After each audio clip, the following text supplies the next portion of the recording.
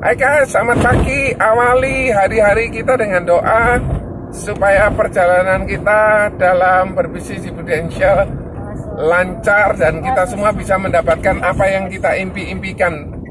Nah, hal yang penting yang kita bisa lakukan adalah kita jual. Jual apa saja toh? Misalnya kita jual tentang warisan. Nah, seringkali topik tentang warisan ini topik yang menarik.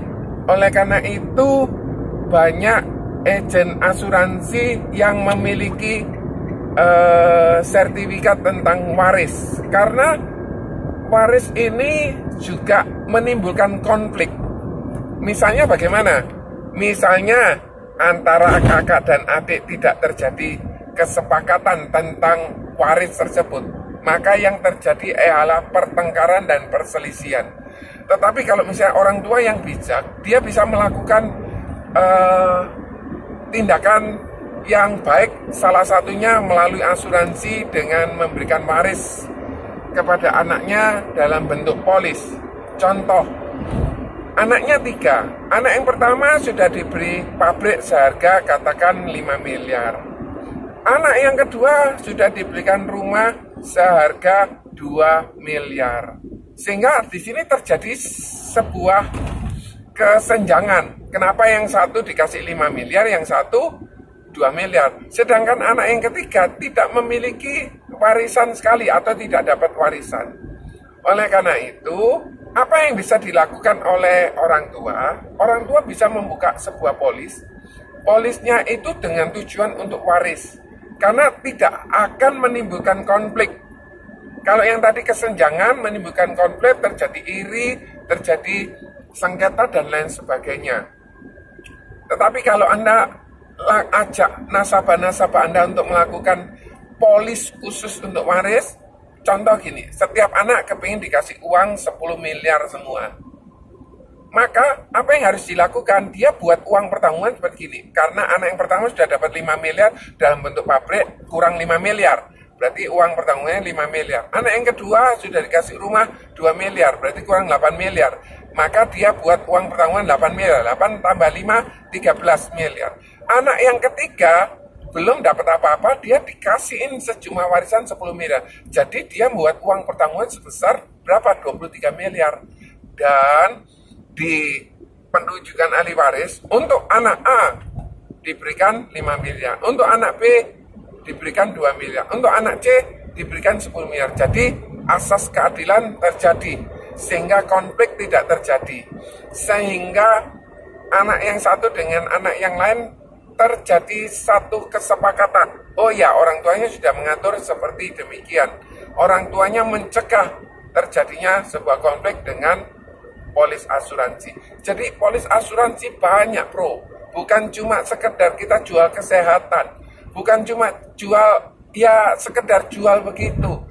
Kita jual kesehatan, kesehatannya kecil pula. Jadi kadangkala nasabah marah dengan apa yang kita desainkan. So, kita desain seperti atau sesuai dengan kebutuhan nasabah tersebut.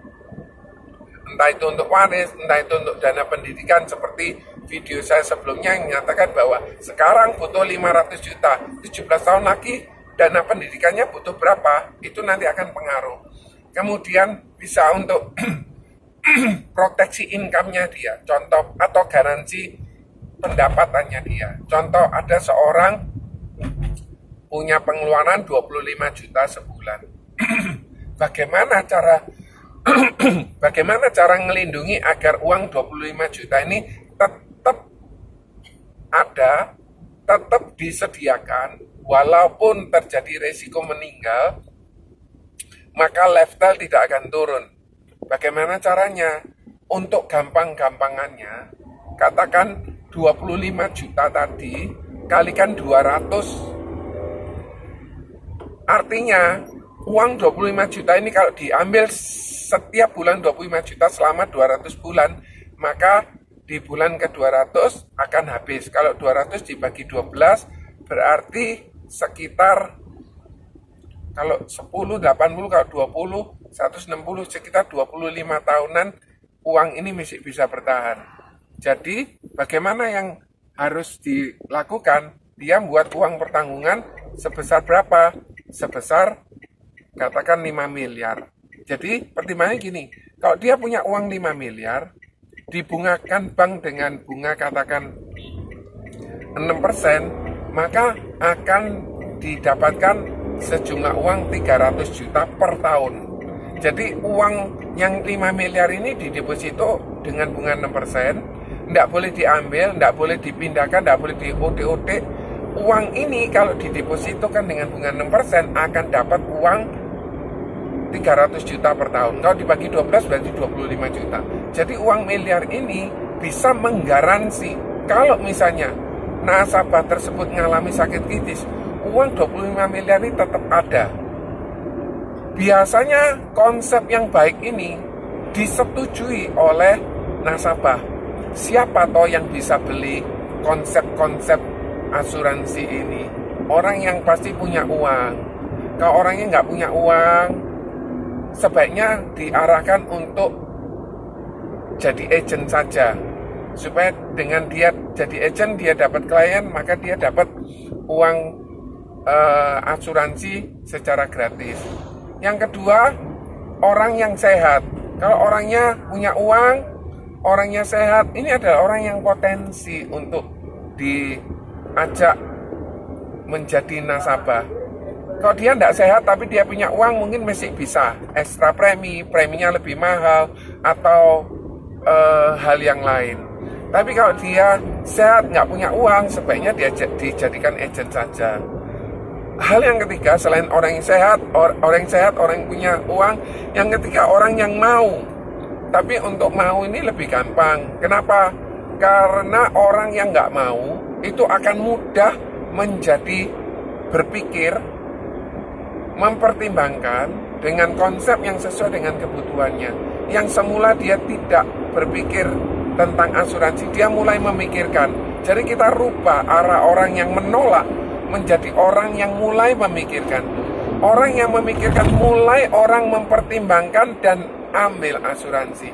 Karena asuransi pada dasarnya penting. Memang asuransi itu hanya mengganti kompensasi finansial. Jadi memberikan kepastian secara kompensasi finansial. Seorang suami yang meninggal dunia memang tidak dapat digantikan dengan uang. Tetapi yang perlu diperhatikan ialah setelah orang ini meninggal, suaminya ini tidak bisa menghasilkan lagi atau income-nya ini turun, maka harus ada pengganti, yaitu sejumlah kompensasi finansial untuk mengganti rugi atau mengantisipasi uang yang 25 juta setiap bulan. Tapi ini dengan asumsi pengeluarannya terus 25 juta, tidak boleh naik, tidak turun, dan dia